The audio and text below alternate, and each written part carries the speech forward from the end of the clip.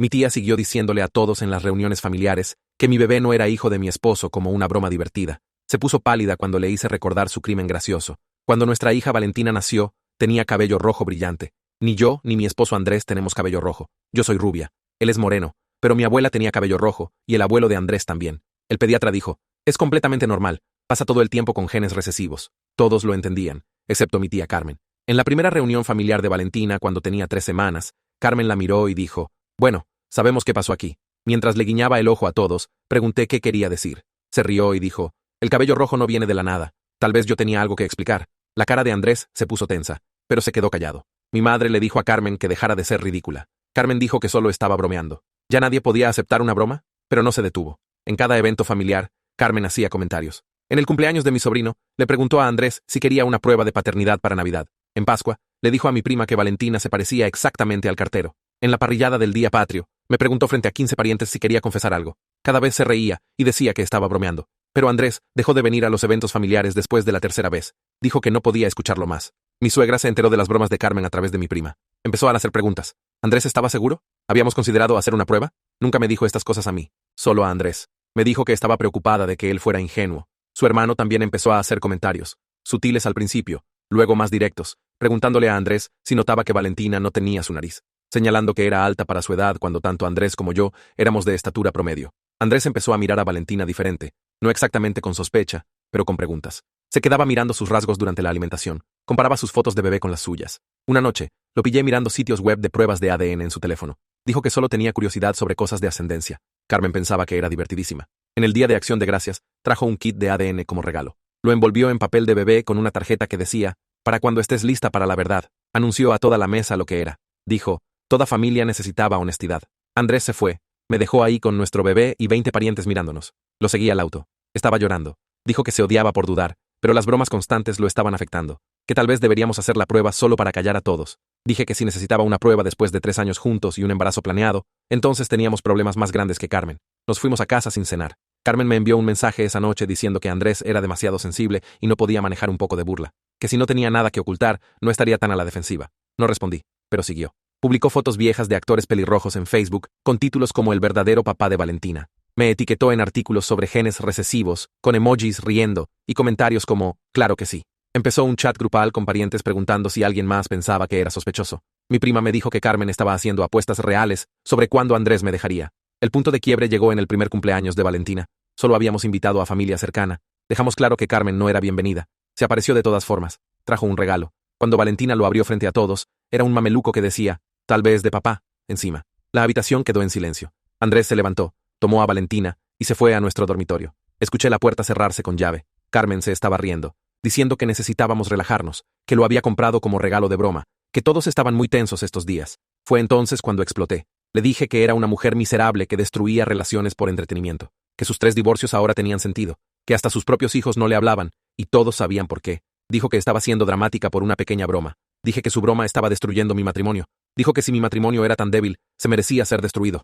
Mi madre trató de intervenir, pero no había terminado. Anuncié a todos que Carmen había estado esparciendo rumores por un año, que había hecho apuestas sobre el fin de mi matrimonio, que había hecho a Andrés tan paranoico que estaba mirando pruebas de ADN, que esto no era humor, era crueldad. Carmen trató de irse, pero la seguí a la puerta. Le dije que si alguna vez nos contactaba otra vez, hacía otra broma, mencionaba el color del cabello de mi hija, le contaría a todos sobre el dinero que robó de la herencia de la abuela. Su cara se puso blanca. La boca de Carmen se abrió y cerró como si estuviera tratando de encontrar palabras, pero nada salió. La sala detrás de mí había quedado completamente silenciosa. Ni siquiera el sonido de alguien cambiando de peso o aclarándose la garganta. Podía sentir a cada pariente mirándome, viendo este momento desarrollarse como si estuvieran congelados en su lugar. La mano de Carmen agarró el marco de la puerta y sus nudillos se pusieron blancos contra la madera. Trató de forzar una risa, ese mismo sonido agudo que siempre hacía después de sus bromas, pero salió tembloroso y equivocado. Me hizo un gesto con la mano como si estuviera siendo tonta y dijo algo sobre cómo estaba siendo tan dramática por nada. Su voz se quebró en la última palabra y dio un paso hacia atrás en el porche delantero. La seguí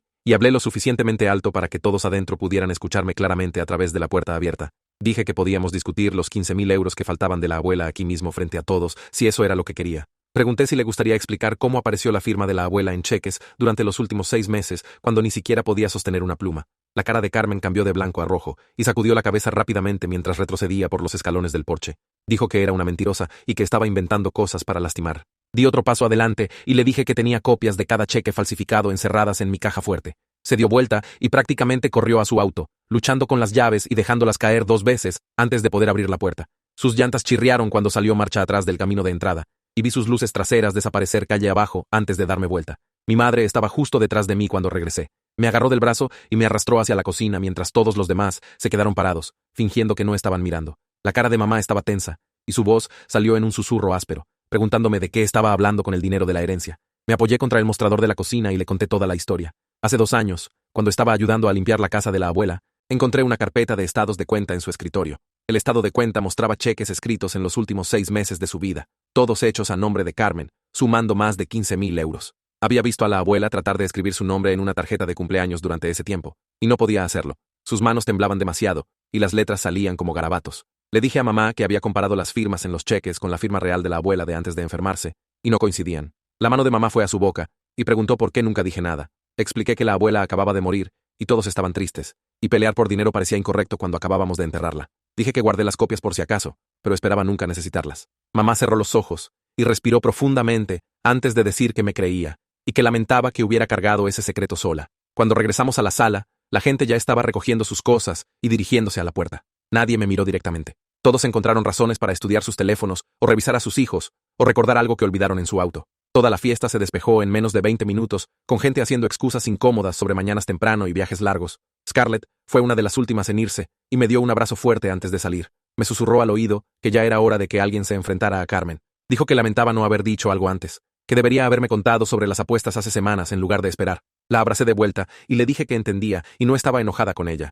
Apretó mi mano una vez más antes de dirigirse a su auto. La casa se sintió extraña y silenciosa después de que todos se fueron con pastel medio comido en platos y decoraciones todavía colgando por todas partes. Caminé por el pasillo a nuestro dormitorio y toqué suavemente la puerta. Dije que todos se habían ido y solo estábamos nosotros ahora. El seguro hizo clic y Andrés abrió la puerta lentamente, moviéndose cuidadosamente como si no quisiera despertar al bebé. Valentina estaba dormida en su hombro con su manita curvada contra su cuello y su cabello rojo parado en todas las direcciones. Los ojos de Andrés estaban rojos e hinchados y podía ver rastros de lágrimas en sus mejillas. No dijo nada. Solo se hizo a un lado para dejarme entrar antes de cerrar la puerta detrás de nosotros. Nos sentamos en la cama uno al lado del otro, sin tocarnos al principio, solo viendo a Valentina dormir entre nosotros en la manta. Su pecho subía y bajaba con respiraciones diminutas y hacía ruiditos en su sueño. Andrés y yo nos quedamos allí por lo que se sintió como una eternidad, ninguno sabiendo qué decir o cómo empezar. Finalmente, habló en una voz que apenas estaba por encima de un susurro. Dijo que lamentaba dudar de mí, lamentaba dejar que el veneno de Carmen entrara en su cabeza, lamentaba no defenderme mejor ante su familia.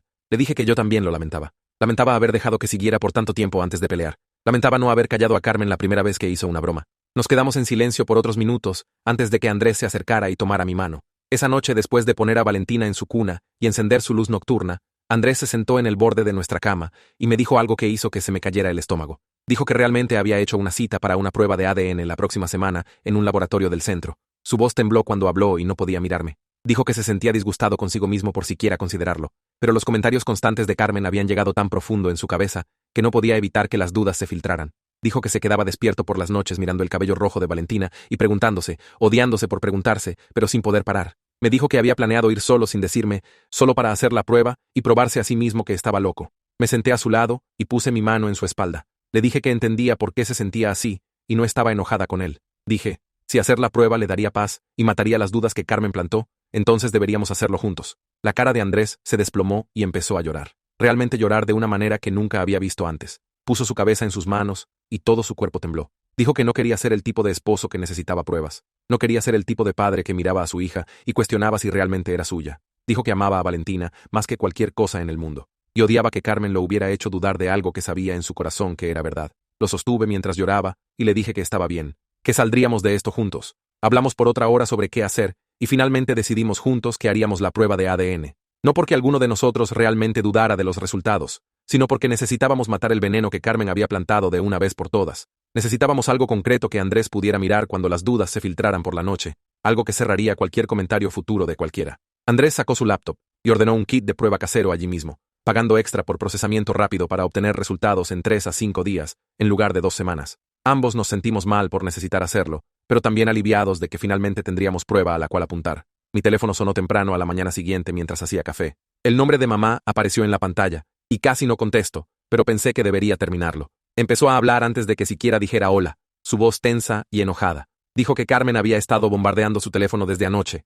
alegando que yo estaba tratando de destruir su reputación con mentiras. Carmen le estaba diciendo a todos en la familia que había inventado toda la historia del robo de la herencia para vengarme de sus bromas. La voz de mamá se puso silenciosa y seria cuando me preguntó directamente si el robo era real o si solo lo había dicho para lastimar a Carmen. Respiré profundo y le dije que sí, era completamente real, y tenía copias de todos los cheques falsificados en mi caja de seguridad en el banco. Dije que podía mostrárselos cuando quisiera ver la prueba. Una hora después, mi teléfono sonó de nuevo, y apareció el nombre de papá. Contesté, y ni siquiera dijo, hola. Solo preguntó por qué nunca le dije sobre el robo. Su voz sonaba tensa y enojada, de una manera que nunca había escuchado antes. Respiré, y expliqué que la abuela acababa de morir cuando encontré esos cheques falsificados. Todos estaban dolidos y desmoronándose. No quería dividir a toda la familia por dinero, cuando ya la habíamos perdido. El funeral había sido lo suficientemente difícil sin agregar acusaciones y reportes policiales. Papá se quedó callado por un minuto y pude escucharlo respirar del otro lado.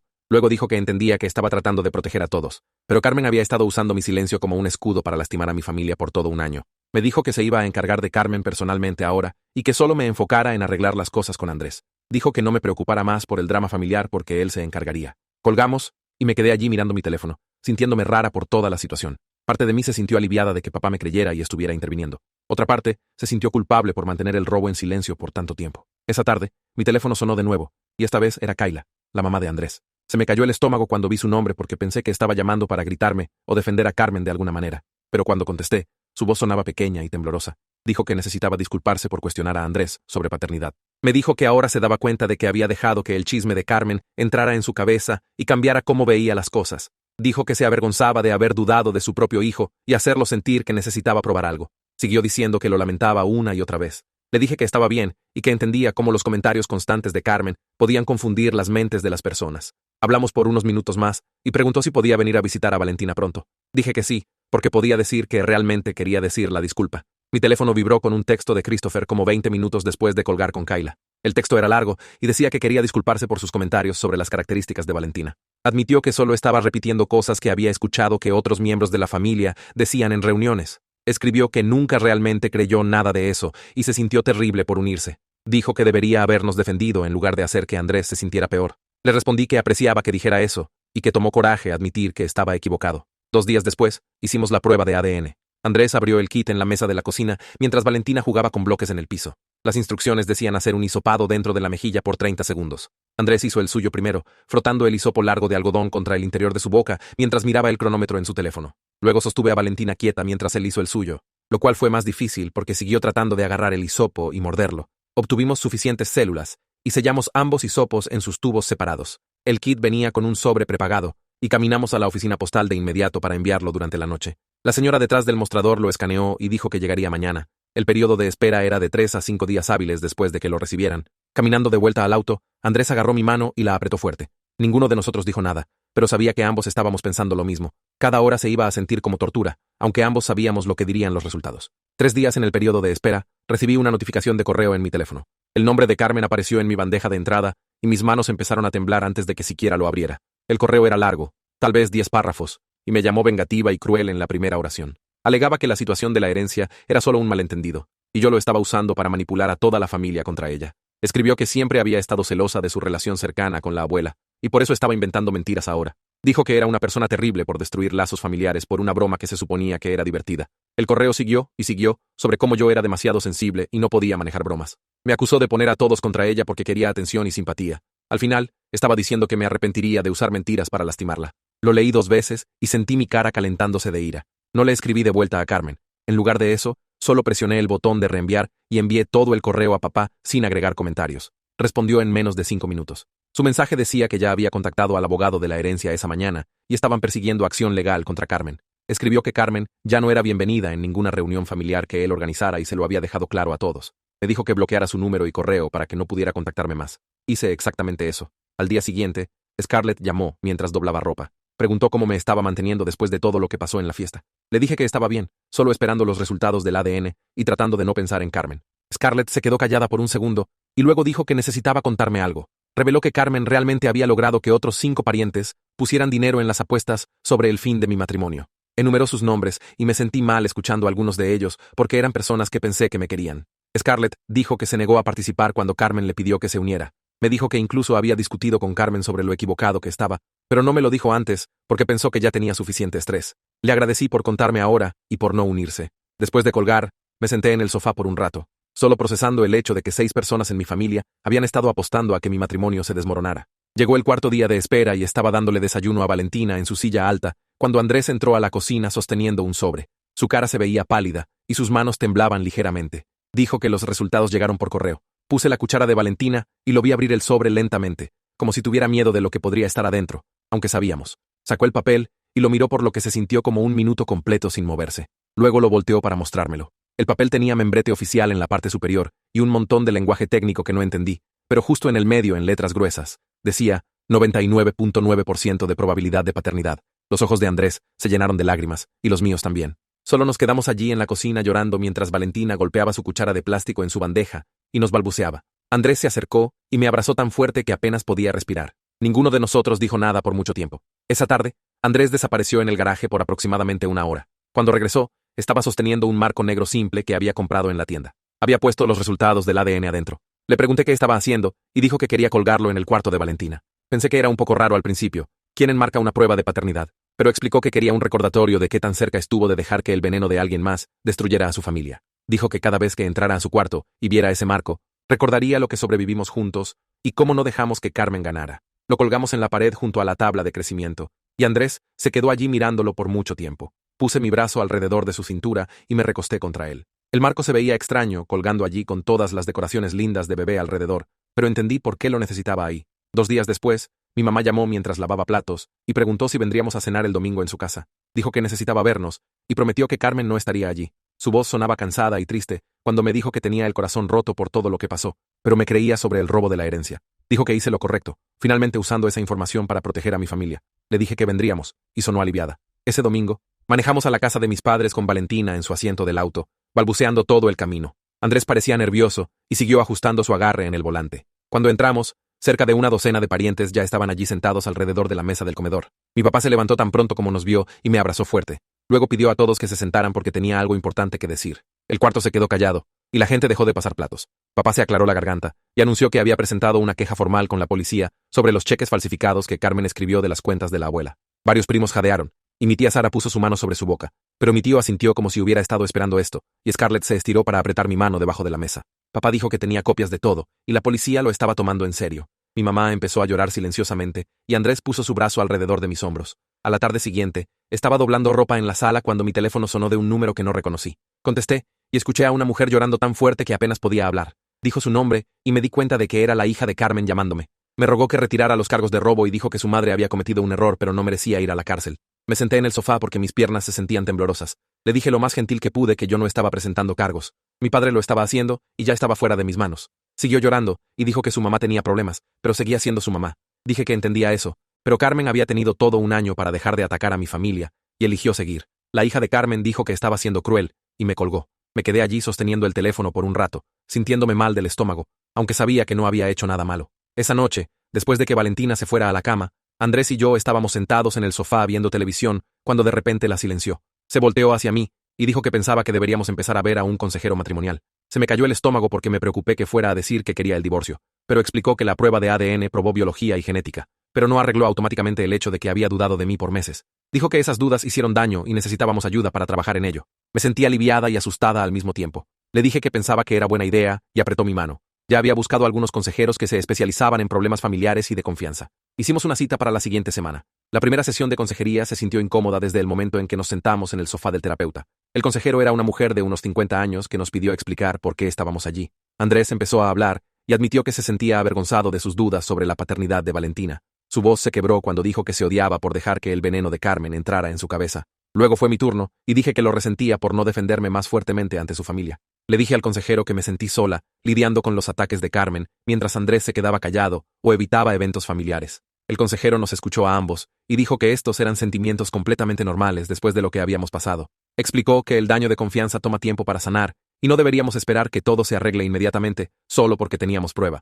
Nos dio algunos ejercicios para hacer en casa sobre comunicar nuestros sentimientos sin culparnos mutuamente. Cuando salimos, me sentí exhausta, pero también un poco esperanzada. 2 semanas después del desastre de la fiesta de cumpleaños, Andrés recibió un texto del esposo de Carmen preguntando si todos podíamos sentarnos y tener una conversación. Andrés me mostró el mensaje y preguntó qué pensaba. Dije, absolutamente no. pero también era su decisión. Andrés le respondió que Carmen no era segura para nuestra familia ahora, y necesitábamos espacio. Sus manos temblaban mientras lo escribía. El esposo de Carmen envió de vuelta un mensaje largo, diciendo que Carmen estaba luchando y se sentía terrible por todo. Andrés apagó su teléfono sin responder. Me dijo que había terminado de hacer excusas por gente que nos lastimaba. Lo abracé y le dije que estaba orgullosa de él por establecer ese límite. 3 días después, mi papá me llamó a la mitad de la tarde, sonando enojado. El abogado de la herencia lo había contactado con nuevos hallazgos sobre el robo de Carmen.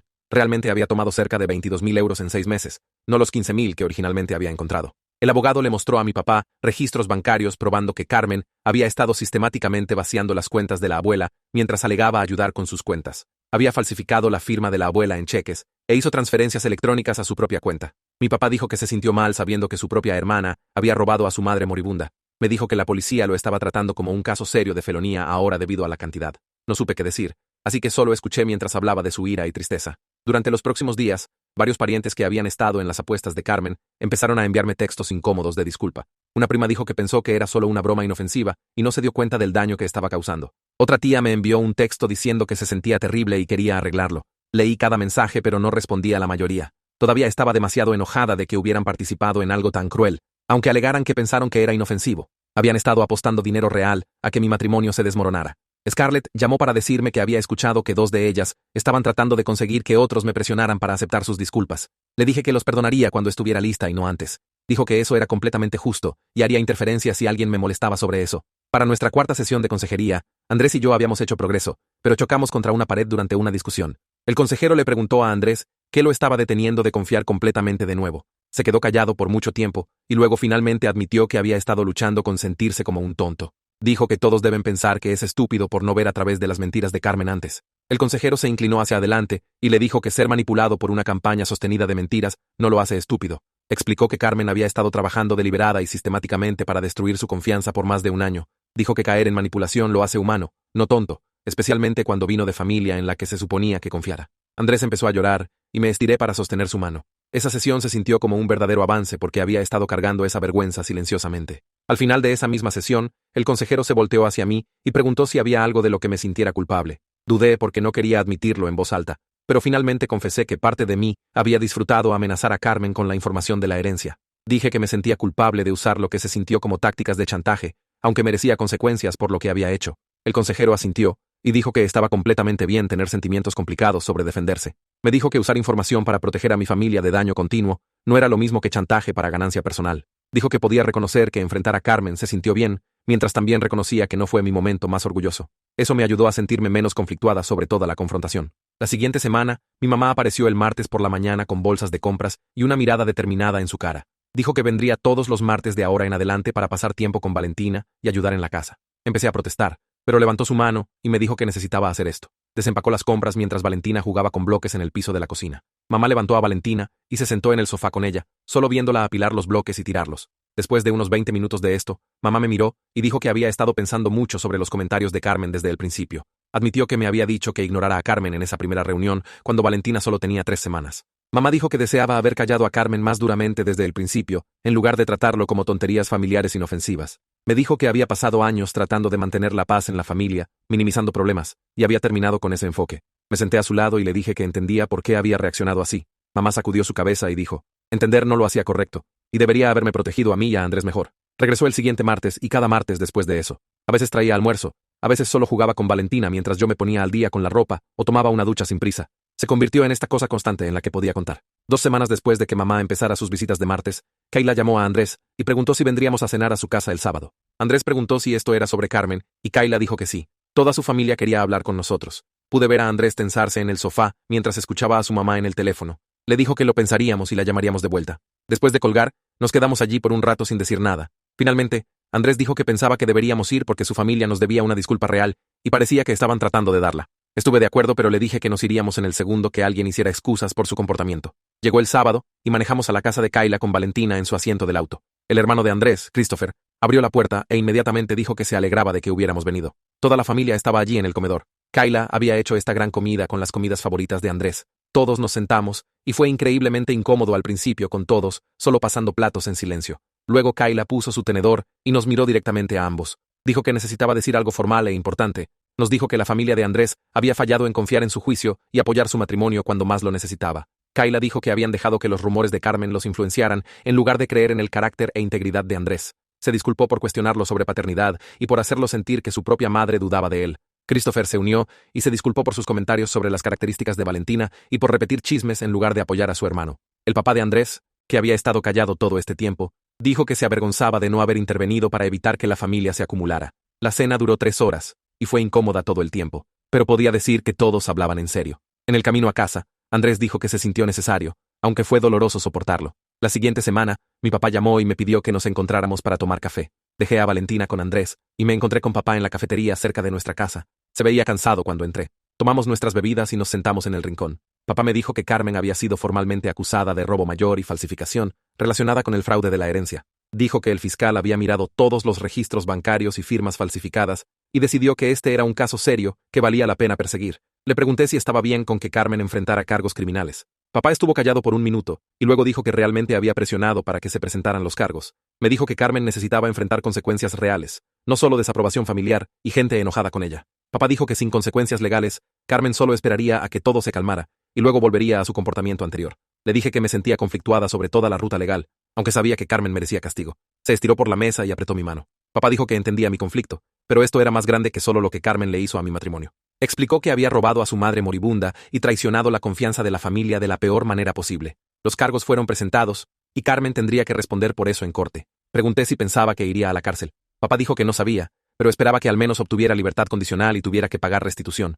Nuestras sesiones de consejería continuaron cada semana, y lentamente las cosas empezaron a cambiar entre Andrés y yo. El consejero nos dio tarea sobre reconstruir intimidad a través de pequeñas acciones diarias, en lugar de tratar de arreglar todo de una vez. Andrés se tomó la tarea en serio. Empezó a dejarme notas en lugares al azar de la casa. Las encontraba en el bolsillo de mi abrigo, o metidas en el espejo del baño, o pegadas en la cafetera. Las notas decían cosas como, ¿por qué me amaba?, o lo que apreciaba de mí ese día. Una nota decía que amaba lo paciente que era con Valentina, incluso cuando estaba exhausta. Otra decía que estaba agradecido de que hubiera luchado por nuestra familia, cuando él había estado demasiado abatido para luchar él mismo. Hice un esfuerzo por ser más abierta sobre mis sentimientos, en lugar de tratar de manejar todo sola como usualmente hacía. Cuando me sentía abrumada, se lo decía en lugar de solo seguir adelante. Cuando tenía miedo sobre la situación de Carmen, hablaba con él sobre eso, en lugar de guardármelo adentro. El consejero dijo que estos pequeños cambios estaban construyendo nuevos patrones de confianza y comunicación.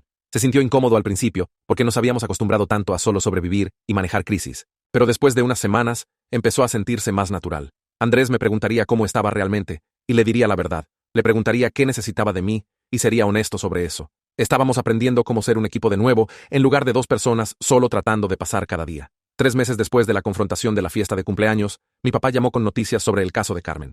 Había aceptado un acuerdo de culpabilidad y se declaró culpable para reducir cargos. En lugar de robo mayor, lo habían reducido a un cargo menor a cambio de su declaración de culpabilidad. Carmen obtuvo 2 años de libertad condicional, tuvo que pagar restitución completa de los 22.000 euros que había robado y tuvo que completar 200 horas de servicio comunitario. Papá dijo que el registro criminal era lo que realmente importaba, porque creó consecuencias oficiales para sus acciones. Pregunté si había hablado con Carmen para nada. Dijo que no, y que no planeaba hacerlo pronto. Papá me dijo que la hija de Carmen lo había llamado llorando y rogándole que perdonara a Carmen, pero le dijo que el perdón tomaría tiempo y Carmen necesitaba enfocarse en sus consecuencias legales ahora. El acuerdo de culpabilidad significaba no juicio, lo cual fue un alivio porque ninguno de nosotros quería testificar en corte, pero también significaba que Carmen había admitido en un ambiente legal oficial que había robado a nuestra abuela. Esa admisión se sintió importante de alguna manera, como si hiciera todo real y documentado en lugar de solo drama familiar. La boda de mi prima estaba programada para fines de septiembre, y recibimos la invitación por correo. Andrés la miró y preguntó si pensaba que Carmen estaría allí. Llamé a mi prima directamente y pregunté. Me dijo que Carmen no estaba invitada y no asistiría a eventos familiares en el futuro previsible. Dijo que demasiada gente todavía estaba enojada y lastimada por lo que Carmen había hecho. La boda fue un sábado por la tarde en un salón de hotel. Nos vestimos elegantes y trajimos a Valentina en este pequeño vestido de niña de las flores, aunque no estaba realmente en la fiesta nupcial. La ceremonia fue bonita y la recepción tuvo buena comida y música. Lo que más me impactó fue lo relajado que parecía todo mundo. Usualmente en reuniones familiares había esta tensión subyacente. Gente viendo lo que decían y siendo cuidadosos. Pero sin Carmen allí agitando las cosas y haciendo comentarios, todos solo se divirtieron. Múltiples parientes se acercaron a nosotros y dijeron lo lindo que era ver a Andrés en un evento familiar de nuevo. Una tía me dijo que había olvidado lo divertidas que podían ser estas reuniones sin drama. Andrés realmente se quedó para toda la recepción. Bailó conmigo y con Valentina. Habló con mis primas y se rió de los chistes malos de mi tío. En el camino a casa, dijo que ese fue el primer evento familiar en más de un año, donde no pasó todo el tiempo queriendo irse temprano. Dijo que realmente se había divertido, y recordó por qué le gustaba mi familia en primer lugar. Valentina empezó a dar sus primeros pasos reales unas semanas después de la boda.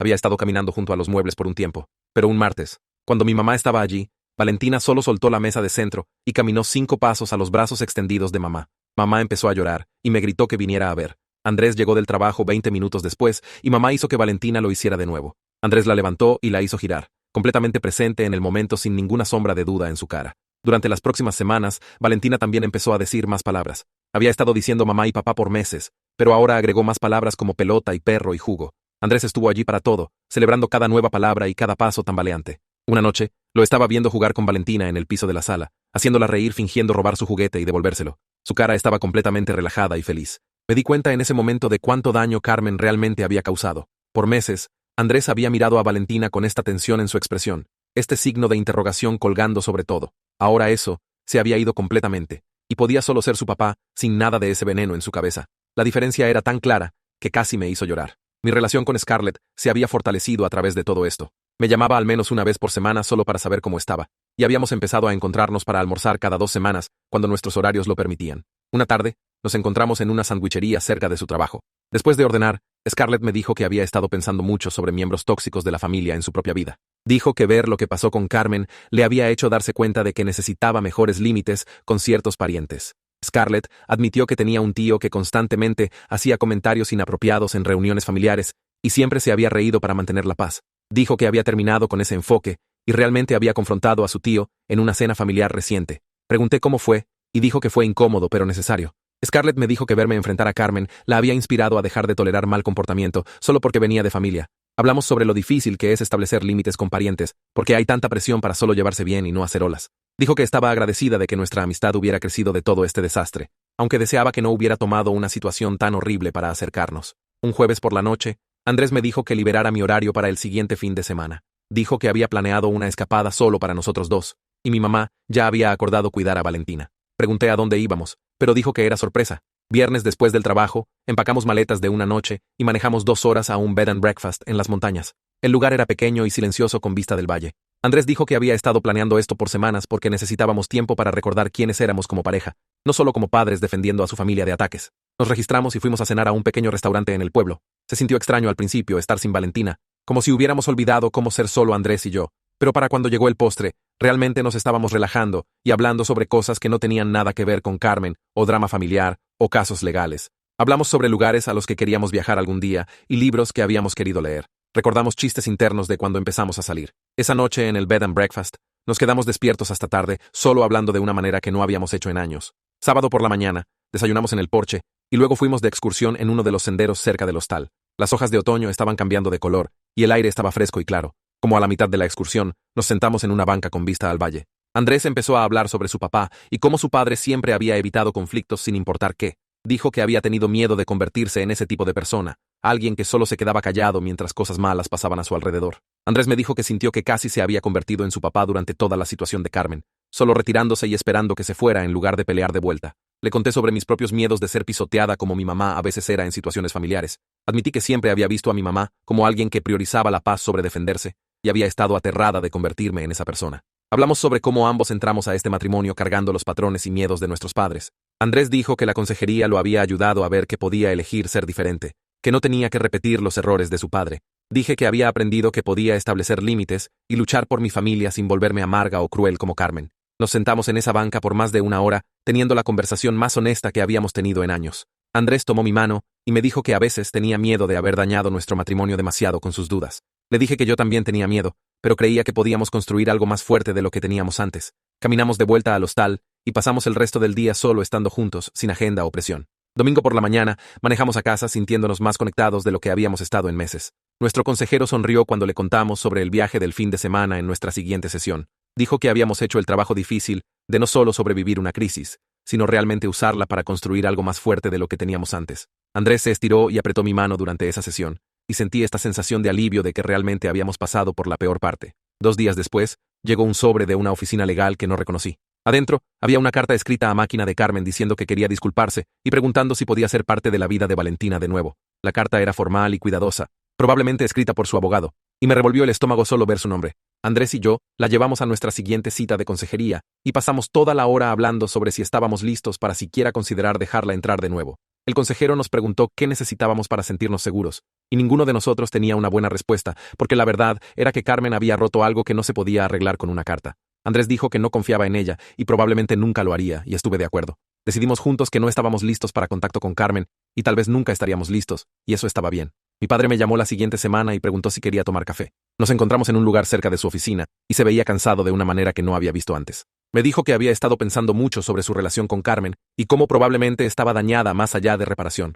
Empecé a decir algo sobre cómo tal vez podrían arreglarlo eventualmente, pero me detuvo. Dijo que proteger a su nieta y apoyar a su hija importaba más que mantener paz familiar a cualquier costo. Dijo que había pasado demasiados años haciendo excusas por el comportamiento de Carmen, y había terminado con eso. Lloré un poquito ahí mismo en la cafetería porque nunca había escuchado a mi papá hablar así. Me abrazó y dijo que estaba orgulloso de mí por enfrentar a Carmen, aunque fue difícil. 4 meses después de la confrontación en el primer cumpleaños de Valentina, Andrés y yo tuvimos nuestra sesión final programada de consejería. El consejero dijo que siempre podíamos volver si lo necesitábamos, pero habíamos desarrollado herramientas de comunicación saludables y reconstruido nuestra base de confianza. Dijo, la mayoría de las parejas que pasan por lo que pasamos se separan o se quedan juntas, pero nunca realmente sanan, y nosotros habíamos hecho el trabajo de sanación real. Andrés le agradeció por ayudarnos a encontrar nuestro camino de vuelta el uno al otro, y me sentí agradecida de que hubiéramos estado dispuestos a hacer el trabajo difícil, en lugar de solo fingir que todo estaba bien. Empezamos a planear la segunda fiesta de cumpleaños de Valentina la siguiente semana, y esta vez fuimos muy cuidadosos con la lista de invitados.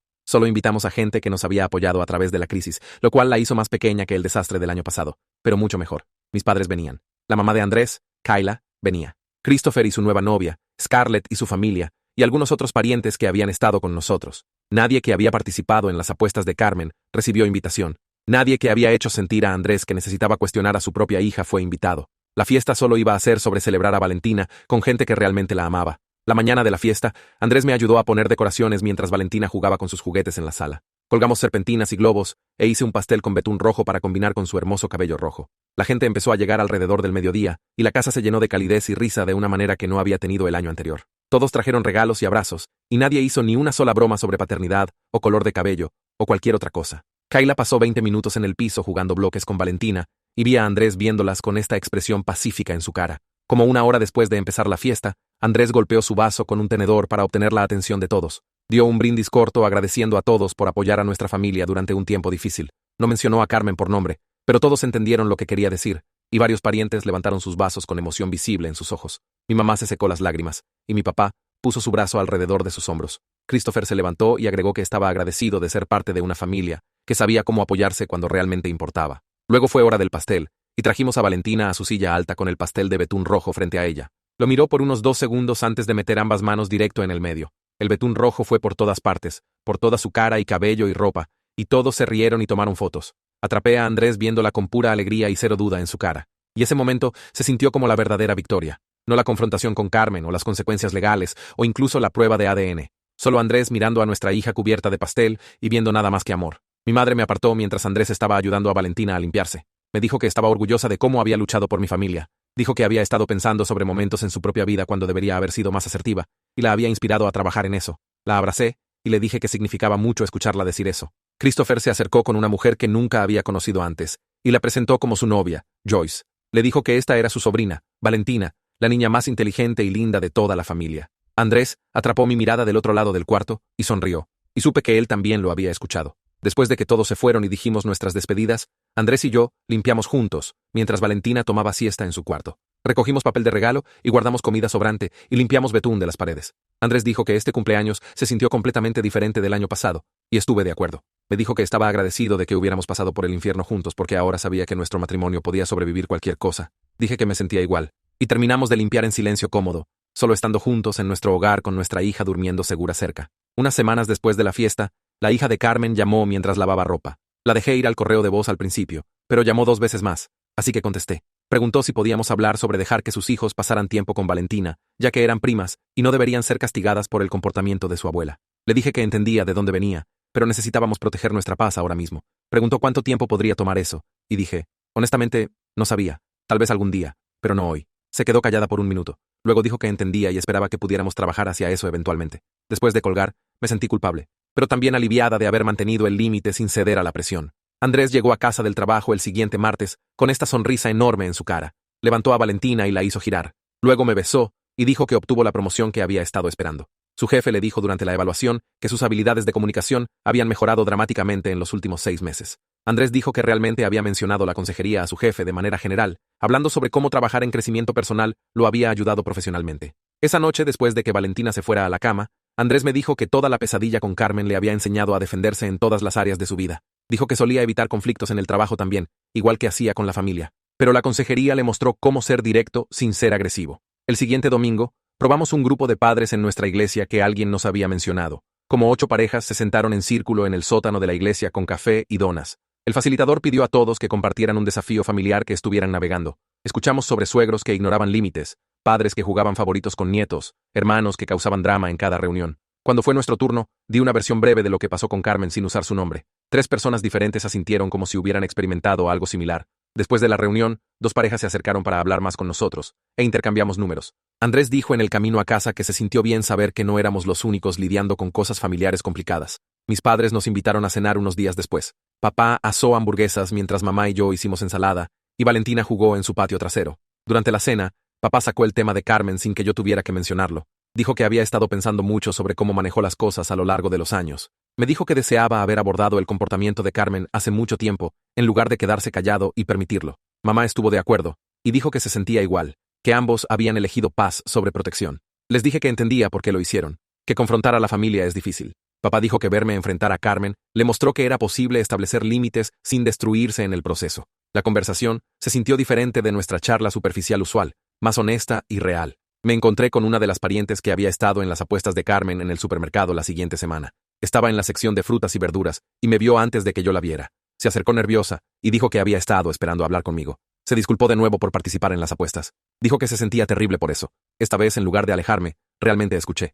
Le dije que aceptaba su disculpa, y esperaba que hubiera aprendido algo sobre cómo el chisme que parece inofensivo puede realmente destruir a las personas. Asintió, y dijo que definitivamente lo había hecho, que había estado pensando en eso constantemente. Hablamos por unos minutos más, y no fue cómodo, pero se sintió necesario. Esa noche, Andrés y yo estábamos limpiando después de la cena, cuando mencionó la idea de tener otro bebé. Dejé de cargar el lavavajillas, y lo miré. Dijo que había estado pensando en eso por un tiempo, y sentía que estábamos en un buen lugar ahora. Por primera vez desde que nació Valentina, no me preocupé inmediatamente por qué color de cabello podría tener otro bebé, o qué podría decir alguien. Le dije eso a Andrés y sonrió. Dijo que esperaba que tuvieran cabello rojo también, solo para hacer un punto. Ambos nos reímos, y acordamos que empezaríamos a intentar en unos meses, una vez que nos sintiéramos completamente listos. Llegó la Navidad, y llegó una tarjeta por correo con la dirección de remite de Carmen. Andrés la trajo del buzón, y ambos la miramos en el mostrador de la cocina. Preguntó si quería abrirla, y dije que no. Habíamos hablado de esto en consejería sobre cómo cualquier contacto con Carmen tenía que ser en nuestros términos y horario, no el suyo. Aún no estábamos listos, y tal vez nunca estaríamos listos. Andrés puso la tarjeta en un cajón sin abrir, y continuamos con nuestro día. Kayla empezó a venir todos los jueves por la noche para cuidar a Valentina mientras Andrés y yo íbamos a cenar o solo caminábamos. Llegaba con pequeños regalos para Valentina y pasaba horas jugando con ella en el piso. Un jueves, se quedó después de que llegáramos a casa y pidió hablar conmigo en privado. Nos sentamos en la cocina mientras Andrés bañaba a Valentina. Kayla me dijo que se avergonzaba de cómo había actuado cuando Carmen empezó por primera vez a esparcir rumores. Dijo que estaba agradecida de que le estuviera dando otra oportunidad de ser parte de la vida de Valentina. Le dije que apreciaba la disculpa y que verla con Valentina ahora me mostraba que realmente había cambiado. Nuestro aniversario cayó en un sábado en enero. Andrés había planeado una cena bonita en casa después de que Valentina se fuera a dormir. Cocinó mi comida favorita y comimos a la luz de velas en nuestra mesa del comedor. Después del postre, sacó una pequeña caja envuelta. Adentro había un collar con la piedra natal de Valentina colgando de una cadena delicada. Dijo que este último año le había enseñado que yo era la persona más fuerte que conocía. Le dije que enfrentar a Carmen había sido aterrador, pero saber que él me respaldaba lo hizo posible. Nos sentamos juntos en el sofá, después solo tomados de la mano, y hablando sobre cuán lejos habíamos llegado. El siguiente fin de semana, manejamos al cementerio donde mi abuela estaba enterrada. Estaba frío y gris, pero no llovía. Envolvimos a Valentina en su abrigo de invierno, y caminamos por el césped hasta la lápida de la abuela. Andrés sostuvo a Valentina mientras le conté a la abuela sobre su bisnieta que tenía su hermoso cabello rojo. Valentina extendió la mano y tocó la piedra fría con su manita. Andrés sostuvo mi otra mano todo el tiempo, y sentí que la abuela estaría orgullosa de cómo habíamos protegido a nuestra familia. Nos quedamos unos minutos más, luego caminamos de vuelta al auto con Valentina entre nosotros, cada uno sosteniendo una de sus manos mientras trataba de saltar sobre charcos. 6 meses después, mi papá llamó mientras doblaba ropa en la sala. Dijo que Carmen se estaba mudando a otro estado para vivir cerca de su hija, y pensaba que probablemente era lo mejor. Pregunté si había hablado con ella, y dijo que no. Lo había escuchado a través de mi tío. Papá dijo que las reuniones familiares habían sido mucho más saludables sin ella allí, y todos parecían más relajados. Me dijo que estaba orgulloso de cómo Andrés y yo habíamos manejado todo, y que enfrentar a Carmen fue lo correcto, aunque fue difícil. Le agradecí, y hablamos por unos minutos más sobre Valentina y el trabajo antes de colgar. Andrés llegó a casa esa noche y le conté sobre Carmen mudándose. Asintió lentamente, y dijo que bien, que tal vez ahora su familia podía dejar de caminar sobre cáscaras de huevo, preguntándose si aparecería en algún lugar. Decidimos celebrar nuestro progreso saliendo ese fin de semana, solo nosotros dos. Kayla aceptó cuidar a Valentina el sábado por la noche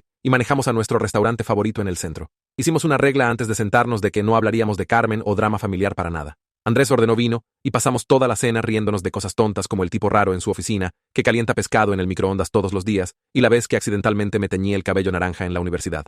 Me habló sobre querer llevar a Valentina de campamento el próximo verano y le recordé sobre la vez que se perdió en un sendero marcado por 3 horas. Nos tomamos de las manos a través de la mesa y me sentí como si estuviéramos saliendo de nuevo, en lugar de solo sobrevivir juntos. En el camino a casa, Andrés dijo que sentía que finalmente habíamos pasado del modo supervivencia a realmente prosperar, y estuve completamente de acuerdo. El siguiente martes, estaba haciendo almuerzo cuando mi teléfono vibró con un texto de Scarlett. Había enviado una foto de Valentina jugando con sus hijos en un picnic familiar que me había perdido por el trabajo. Valentina estaba riéndose en el césped con su cabello rojo brillante, atrapando la luz del sol, y el título de Scarlett decía, «Mira a este hermoso ángel pelirrojo». Miré ese mensaje por mucho tiempo porque era algo tan simple, pero significaba todo. Hace un año, la gente cuestionaba si Valentina era siquiera hija de Andrés. Y ahora, todos celebraban exactamente quién era. Guardé la foto y se la mostré a Andrés cuando llegó a casa. Esa noche, después de la cena, mecí a Valentina en su cuarto mientras luchaba contra el sueño como siempre hacía. Vi sus rizos rojos pegarse a su frente y pensé sobre cómo toda esta pesadilla realmente había acercado a Andrés y a mí. Habíamos aprendido a proteger a nuestra familia ferozmente y enfrentar a las personas que trataban de lastimarnos. Éramos genuinamente felices ahora, de una manera que se sentía sólida y real. Nuestro matrimonio era más fuerte de lo que había sido jamás, porque habíamos sido probados y salimos juntos. Valentina estaba creciendo rodeada de personas que la amaban incondicionalmente por exactamente quién era. Besé su frente mientras sus ojos finalmente se cerraron y me di cuenta de que a veces el mejor resultado no es justicia perfecta o finales de cuento de hadas. A veces es solo paz y sanación y una familia que aprendió a mantenerse unida contra la toxicidad.